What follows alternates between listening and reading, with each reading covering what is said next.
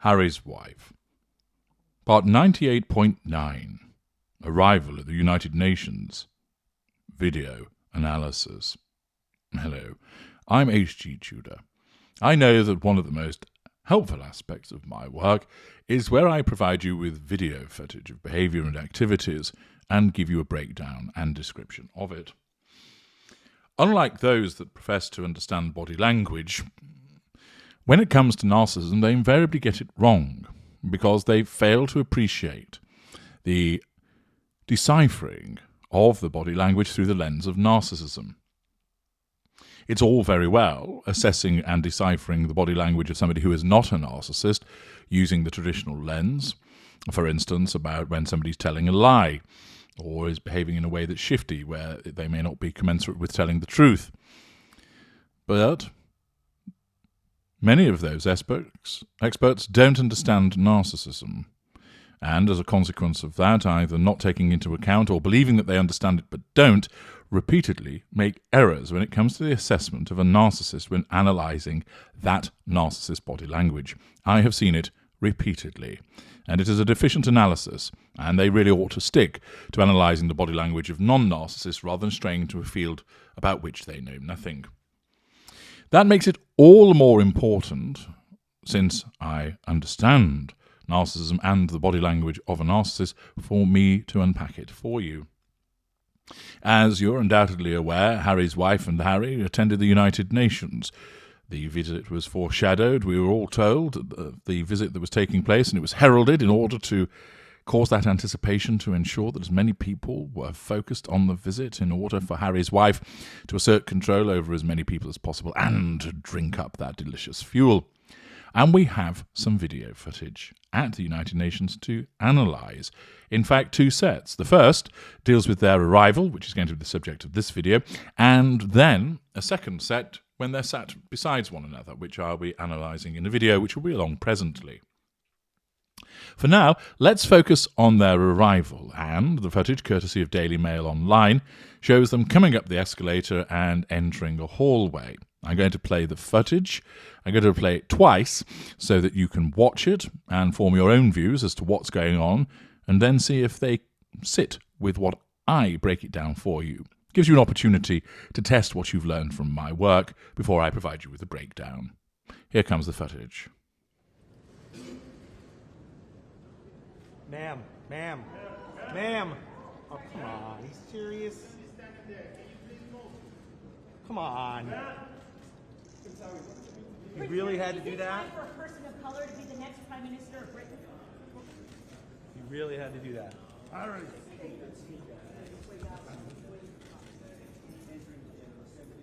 That woman had to stand. But not the way she She did it on purpose. yeah.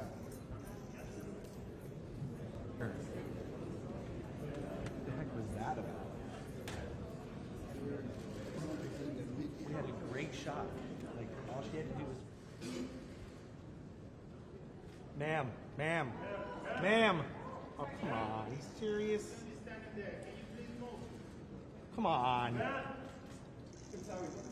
You really had to do that? For a person of color to be the next Prime Minister of Britain. You really had to do that. All right.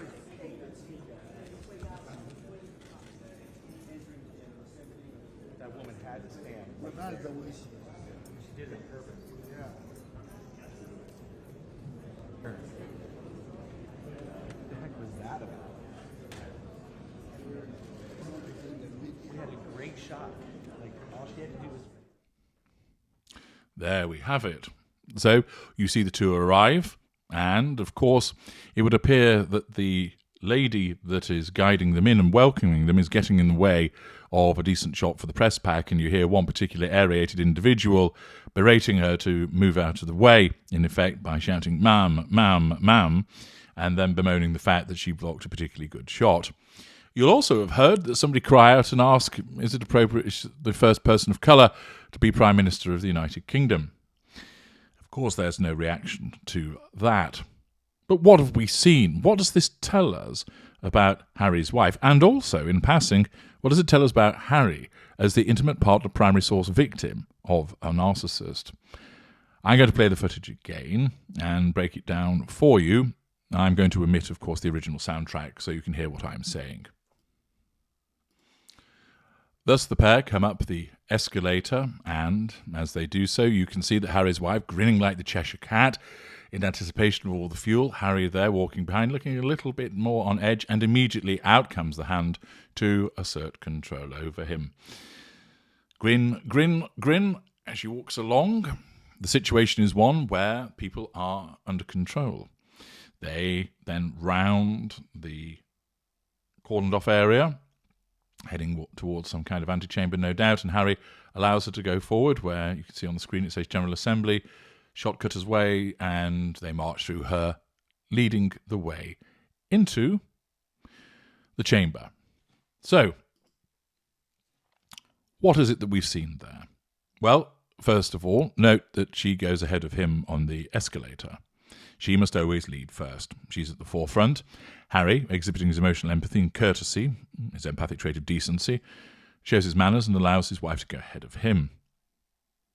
Now, rather than walk alongside one another, as an individual who is in his late 30s and another one who is somewhere in her 40s, rather than walk alongside one another, as many people of that age would do, who have been in a reasonably long relationship, witness my analysis of the footage at the service of Thanksgiving for the Queen's Platinum Jubilee, where I demonstrated again the fact that Harry's wife has to apply the grip of doom on her husband, and where all the other couples either didn't hold hands, or if they did, it was with the lightest of touches.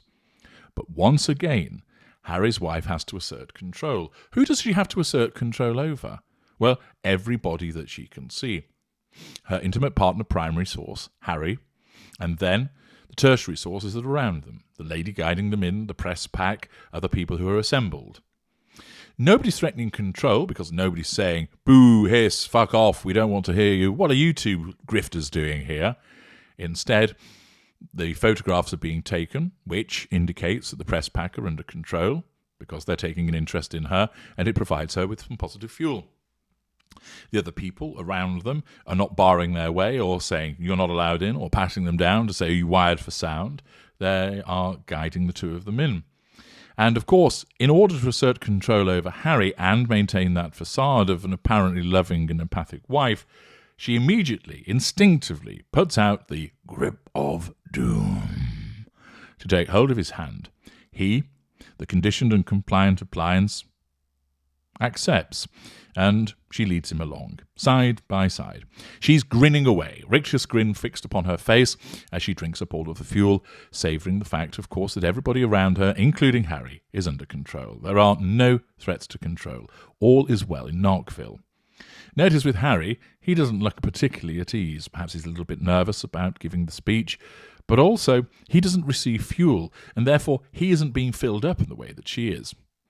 The fuel that she receives from him, those secondary sources, the tertiary sources that will be there, all adds up to a decent fuel injection for her, hence the grin.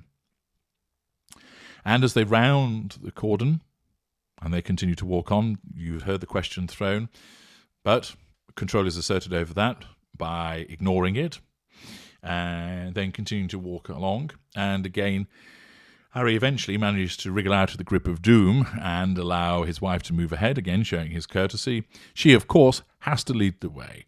As she gets closer to the chamber, she has to be the one that's first in there for everyone to see, and she's loving every second of it. She feels important. She feels valued. There's nobody making her feel weak or vulnerable or unimportant because there are no challenges or threats to control. Everything around her is currently under control. But once again, we see of particular note, the way that she handles Harry. Behaving like a lovesick 14-year-old, she has to grab his hand and hold on to it. There are those that suggest that she does this by virtue of the fact that she feels insecure. It's got nothing to do with that. What has she got to feel insecure about? Nobody's threatening her control in the scenario that you can see. Nobody's calling her names. Nobody's booing her. Nobody's suggesting that she's an awful human being.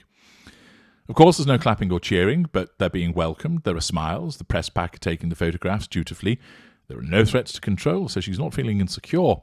The reason why she takes hold of his hand is to assert control over him by physical means and to portray this image of them being a loving couple. There will, of course, be the shuggers who say, well, they are a loving couple. Look at them. They're totally in love. Isn't it wonderful to see after these several years together? But, of course, they forget two things. First of all, they're inherently biased as a consequence of their unfailing support of the gruesome twosome, but also they don't understand narcissism. And they don't understand that when you're dealing with a narcissist, love is off the agenda. A narcissist is incapable of love, only the appearance of love. And that is what we see here.